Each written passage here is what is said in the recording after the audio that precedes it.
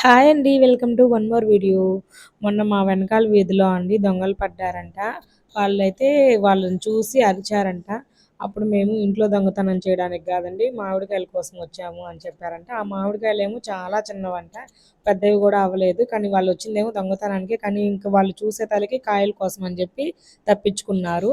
ఇంకా next day రోజు మా వారైతే ఆఫీస్ పని మీద విజయవాడ వెళ్ళాడనమాట.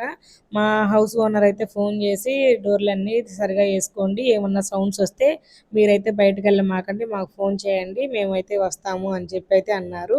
అది మా పెద్ద అబ్బాయి కూడా విన్నాడనమాట పాపం.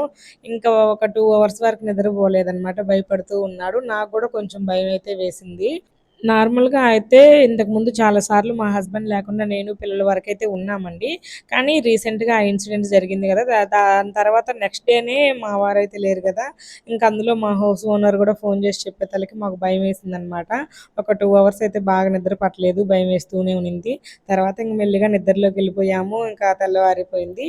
నేనైతే ఎప్పుడైనా మా వారు లేకుంటే నైటు 8 కల్లా డోర్‌లేసేస్తాను. మార్నింగ్ 8కి తీస్తానండి. నేనైతే గట్టిగా డోర్‌లేసుకొని, తలుపులేసుకొని పడుకుంటాము.